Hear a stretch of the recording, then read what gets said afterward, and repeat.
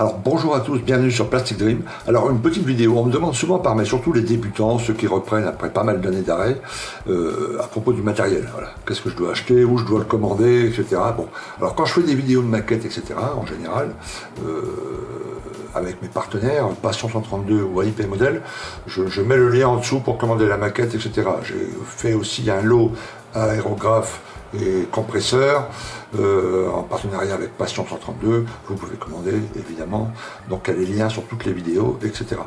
Par contre le petit matériel, souvent j'aiguille alors soit chez mon partenaire Passion 132, soit chez mon partenaire Amazon. Voilà. Donc là c'est une vidéo, on me demande beaucoup pour des explications. Alors j'aiguille, j'envoie toujours un mail, j'ai une page sur mon site web, hein, si vous allez regarder en dessous là, il y a le petit, sur le menu il y a boutique, en dessous si vous allez il y a boutique Amazon, et là vous avez un texte avec tous les liens, etc. Mais on me demande souvent de voir les choses, voilà. Bah, par mail je reçois beaucoup, je vous dis, ouais mais moi je voudrais voir avant de commander, là c'est du texte, etc. Voilà. Donc j'ai fait cette petite vidéo là, à l'arrache, j'ai pas fait ça à l'arrache, mais enfin, voilà, pour vous montrer un peu les choses essentielles que vous m'avez demandé principalement par email, tu vois, Passo, machin, les petits outils, enfin vous regarderez tout ça, ok. En dessous de cette vidéo, je vous mets une liste de liens Amazon. Alors, si vous commandez ça sur Amazon, si vous allez sans passer par mes liens, vous allez payer, je donne un exemple, un article 10 €. Si vous passez par mes liens en dessous là, vous paierez également 10 €, c'est le même prix. Sauf qu'en passant par mes liens en dessous là, Amazon va me reverser 3 ou 4 centimes, et puis voilà, en cumulant tout ça, et ben, ça me fait une dizaine d'euros que je pourrais mettre de côté, et puis investir encore dans des maquettes et des produits pour vous montrer tout ça, ok. Voilà, donc tous les articles là que je vais vous présenter, vous cliquez en dessous si ça vous intéresse, évidemment, et puis vous commandez via les liens en dessous, là, comme ça, ça apporte un petit plus à Plastic Dream. N'hésitez pas aussi à aller sur mon site, vous avez l'image en dessous, là, sur le menu, je vous dis boutique, il y a aussi d'autres petits trucs, vous regarderez, des t-shirts et machin, ok, et tout ça, ça aide à grossir Plastic Dream. Voilà. Alors j'ai fait ça vite fait, hein, pour les râleux qui vont dire que voilà, je dis souvent ok, ou je dis souvent blablabla, bah vous voyez, bah, j'ai pas coupé au montage à chaque fois que je dis ok, et puis j'ai contacté Spielberg, il n'était pas dispo pour pouvoir mixer ma vidéo, donc désolé, hein, c'est fait par un amateur, hein, un cuisinier, mais je fais ce que je peux, ok, voilà. Donc je vous dis bon visionnage, et puis on se retrouve à la fin. Alors je vous présente là le casque loupe, ok, très pratique. Alors c'est toujours celui que je prends, je le change tous les 3 ans à peu près. Pourquoi tous les 3 ans? Parce que évidemment je l'utilise beaucoup. Ici derrière ça se détache à force avec le temps, ça s'use, donc il ne tient pas bien sur la tête. Les petits vis ici qui servent à serrer la petite partie mobile là, et ben commence à se gripper, à ne plus marcher. Donc tous les 3 ans je le change. Bon, pour le prix c'est pas très grave, c'est voilà, entre 20 et 25 €. C'est pas très cher, quoi, voilà. Il y a une petite loupiette ici, avec une petite pile dans les petites piles LR6, je crois. Ok, mais je l'utilise moi personnellement jamais.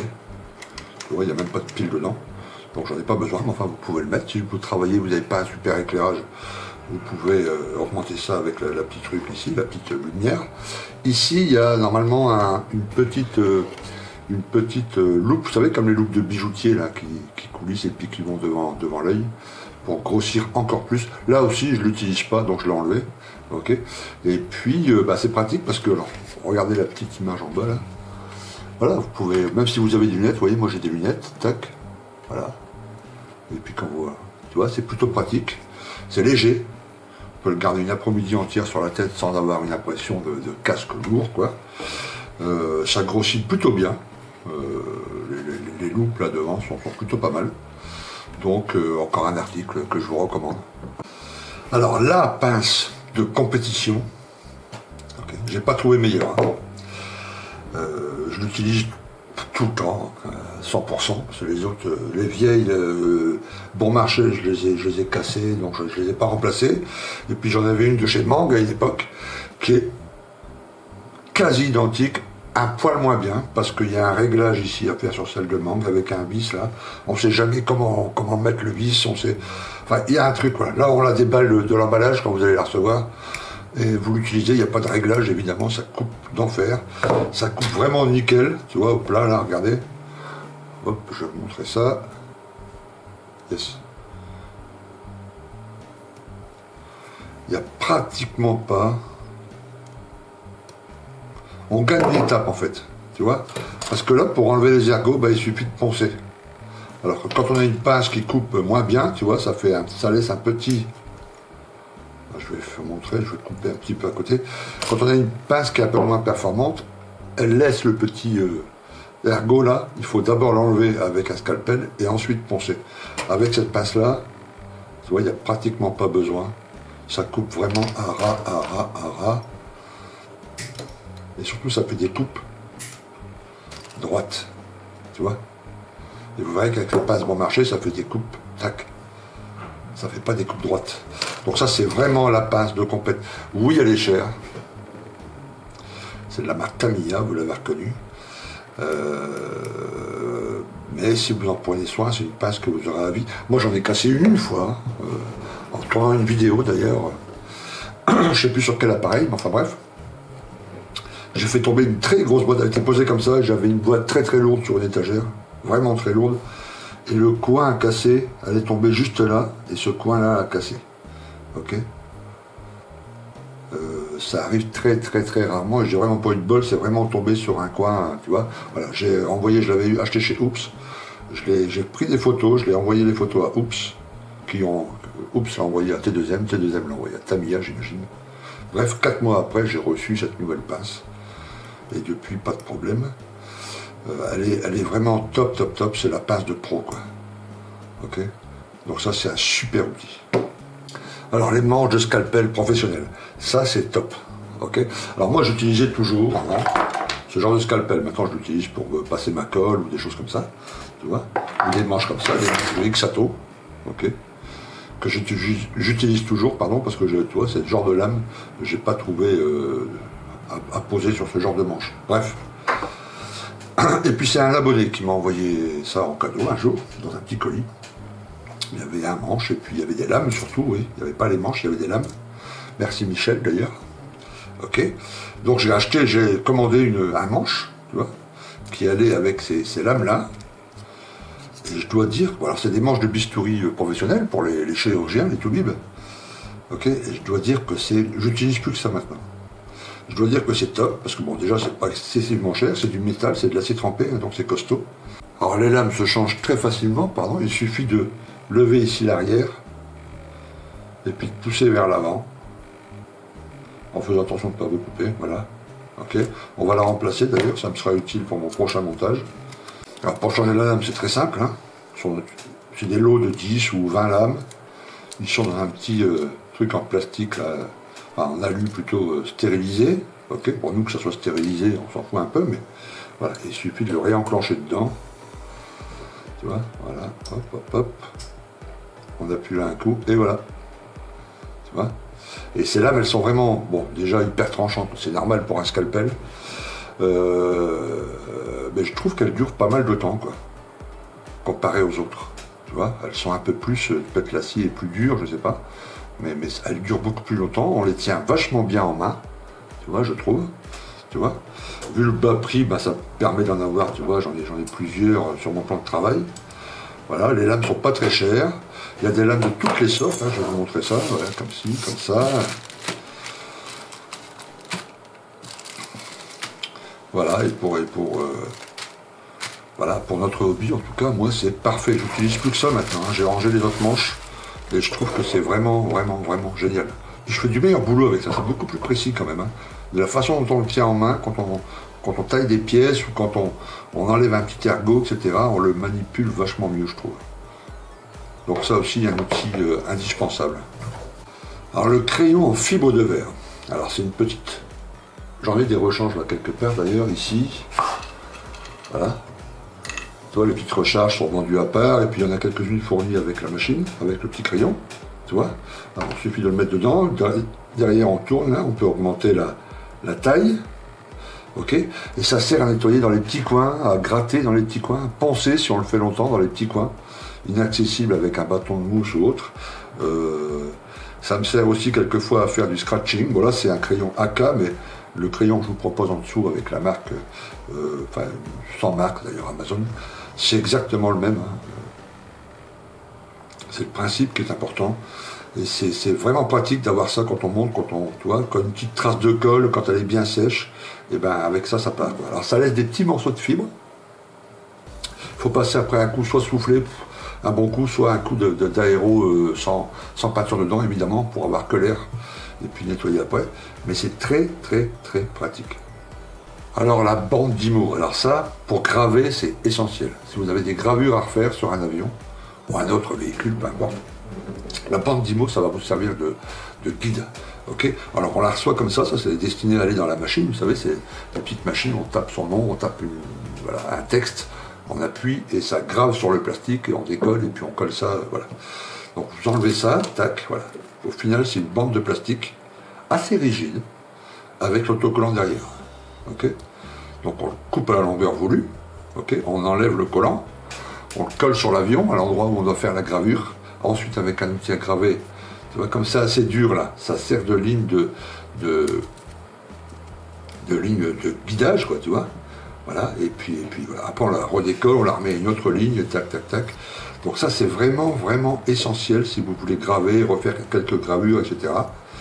Voilà, ça sert de ligne de guidage parfaite pour les avions, les surfaces courbes, les surfaces droites, etc. C'est pas très très cher. Okay. Donc je vous conseille toujours d'en avoir un ou deux rouleaux dans votre atelier, c'est bien pratique. Alors les limes métal.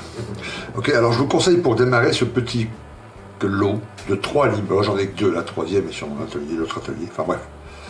Ok, c'est 3 limes, une ronde, une demi-ronde et une plate. Ok, pour 10 €, c'est Tamiya qui fait ça, c'est Basic Files, c'est la gamme basique. Ok, c'est très très bien pour démarrer. Ceux-là, je les ai depuis très très très longtemps. Elles sont un peu usées, évidemment, ce n'est pas des limes pro, mais ça fait 5, 6, peut-être une dizaine d'années que je les ai. Et elles fonctionnent très très bien. Donc ça, pour démarrer, c'est vraiment top, top, top. La gamme au-dessus, alors je vous en parle quand même si c'est très cher, je vais vous dire le prix. Ça, les 3, c'est 10 €. Ok, sur Amazon, vous voyez, hein, suivez le lien en dessous, mais voilà, c'est une dizaine d'euros. Ok. Après, il y a les limes, pardon.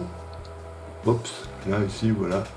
Les limes professionnelles, Hard Cotton Field Pro, toujours de chez Tamiya. Alors là, ça coûte une blinde. Quand j'ai acheté celle-là la première fois, j'ai longtemps hésité. Et puis, où je l'ai acheté, j'avais une réduction, enfin, tu sais, quand tu fais des points, etc. Donc voilà, j'ai craqué un jour, je l'ai acheté. Elle coûte un peu plus de 40 €. Mais alors, très honnêtement, elle est top. Top, top, top. Déjà, elle ne chiche pas, je l'ai depuis un bout de temps.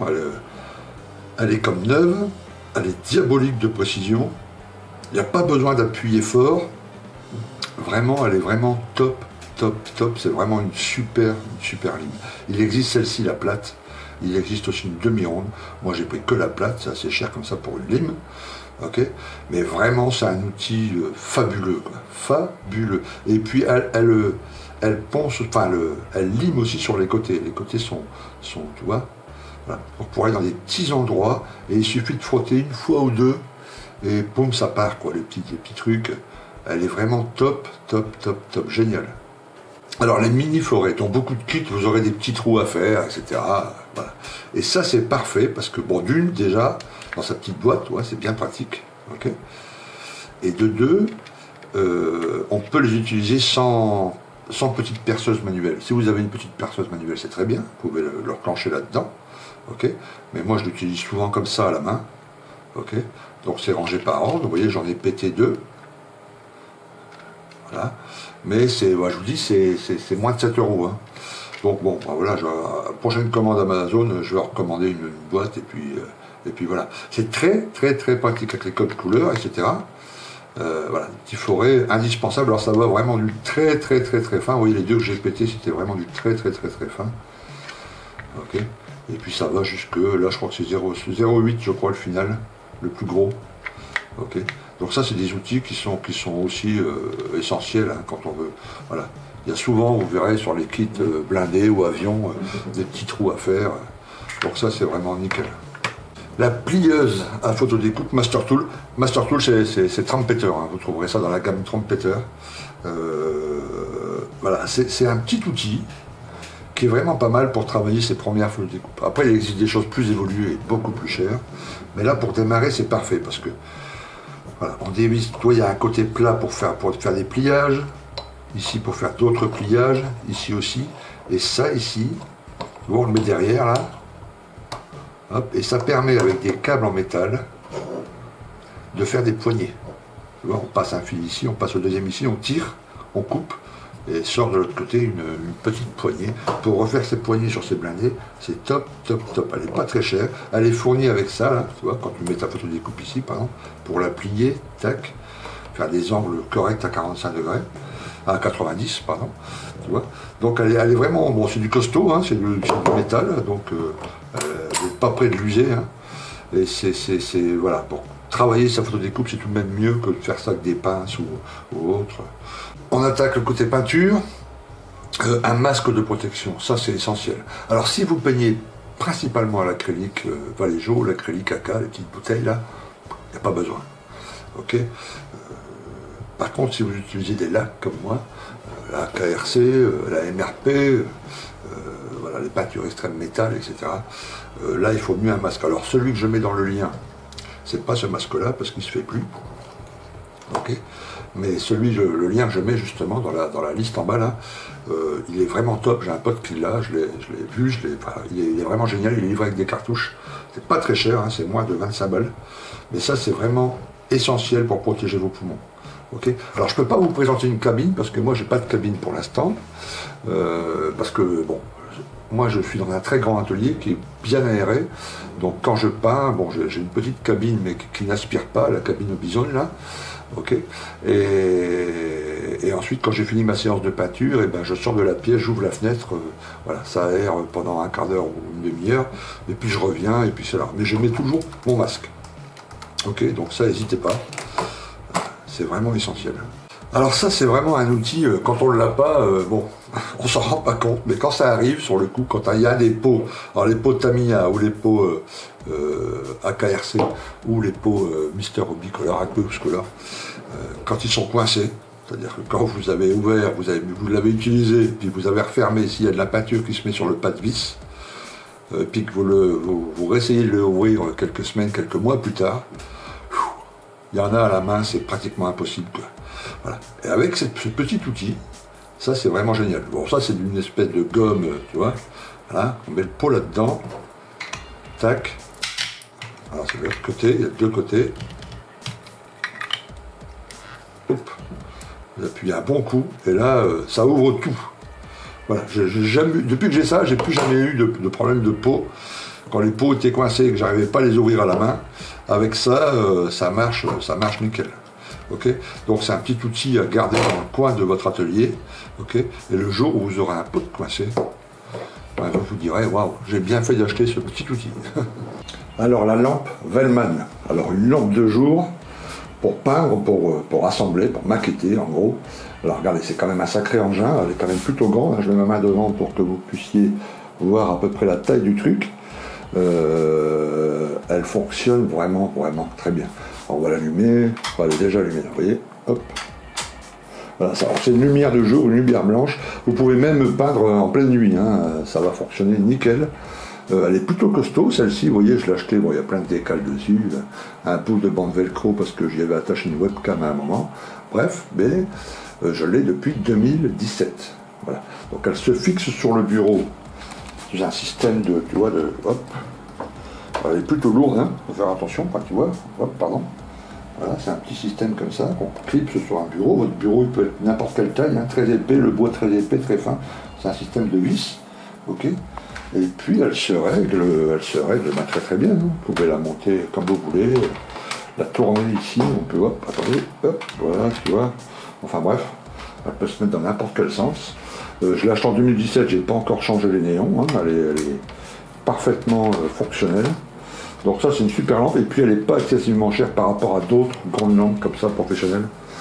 Tu vois, qui donnent de la lumière blanche, surtout c'est ça qui est important, c'est que quand vous peignez, voilà, vous avez, même si vous le faites en pleine nuit, vous avez les couleurs correctes parce que vous avez une lumière impeccable, quoi. Voilà. Et puis à 80 €, bah, bon, ça reste cher, mais c'est vraiment indispensable, hein, pour la peinture et tout ça. Alors pour mélanger vos peintures, ce petit mélangeur trumpeter, qui est quand même au final le seul que j'utilise. J'avais eu une fois un mélangeur automatique. On pose le pot dans une petite truc en plastique, là. On appuie sur un bouton et puis la machine, elle le fait. Au final, ça s'est cassé assez vite. Et j'utilise celui-là depuis un paquet d'années. J'ai mis les piles quand je l'ai acheté, hein, il y a au moins 6-7 ans. Okay, et depuis, je ne les ai pas changés. Donc ça fonctionne plutôt bien. Et il suffit de mettre cette petite palette là dans le pot et puis voilà. Donc c'est un outil ça, super pratique, trumpeter, et vraiment pas cher. Donc ça pour bien mélanger vos peintures, parce que c'est important. Et ben c'est un outil vraiment génial.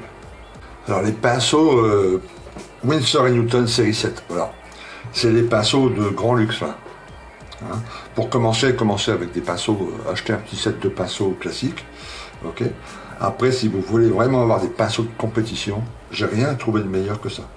Les Winsor & Newton, la série 7.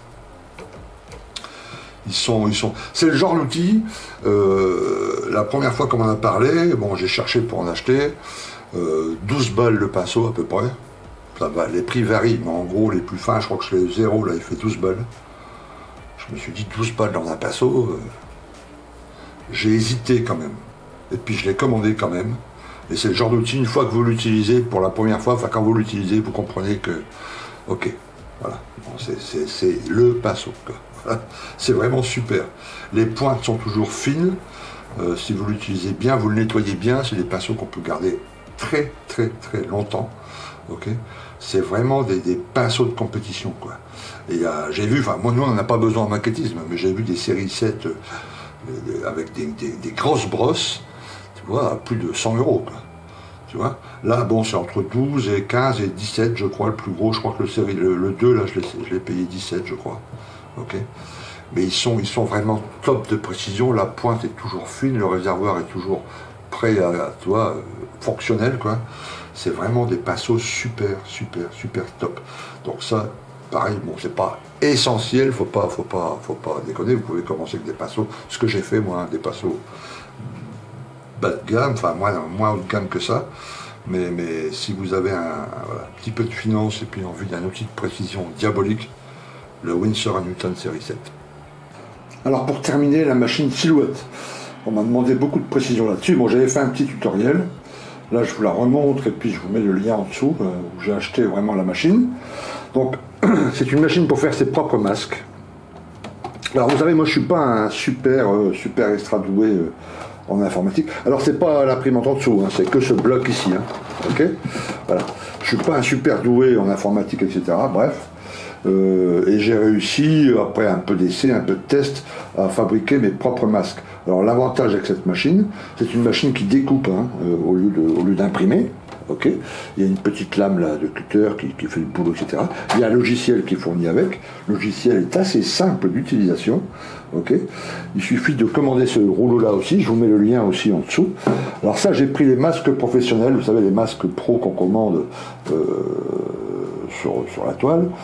Et j'ai regardé derrière, et derrière c'était toujours écrit Oramasque 810. Donc j'ai cherché Oramasque 810. J'ai commandé de gros rouleaux comme ça. Okay. Donc avec un seul rouleau, vous pouvez en faire des masques. Hein. Ça peut, enfin bref. Tu vois, c'est assez épais. Et on le découpe là, au format voulu. Et puis sur le logiciel, on crée ses propres masques par rapport à... Alors moi je scanne la planche d'origine. Et puis après avec le logiciel, je repasse sur les contours, etc. Puis on appuie sur un petit bouton et puis ça découpe. Et puis c'est parfait, on fait ses propres masques. Donc là, une fois que vous avez cette machine, vous la maîtrisez un peu, et bien vous pouvez faire toutes les livrets que vous voulez, hein, tous les marquages que vous voulez, etc. Parce qu'il n'y a pas de limite, quoi, il n'y a pas de fin avec cette machine, hein, c'est vraiment top. Voilà, alors écoutez, si ce genre de vidéo vous a plu, c'est-à-dire de voir l'article que je manipule et puis une petite explication, avant de commander, et ben inscrivez-le dans les commentaires en dessous, j'en ferai d'autres parce qu'évidemment il y a des tonnes d'autres petites choses comme ça à choper qui sont bien pratiques pour le maquettisme, des petites dosettes, des mini pinces, des cutters circulaires, que sais-je encore, hein, il y a de quoi faire. Et puis je referai de temps en temps comme ça une vidéo pour que vous puissiez voir de visu les choses quoi, avant de commander sur Amazon. Ok, merci de m'avoir écouté, merci d'avoir regardé cette vidéo. Je vous dis à très bientôt sur Plastic Dream. À plus, ciao.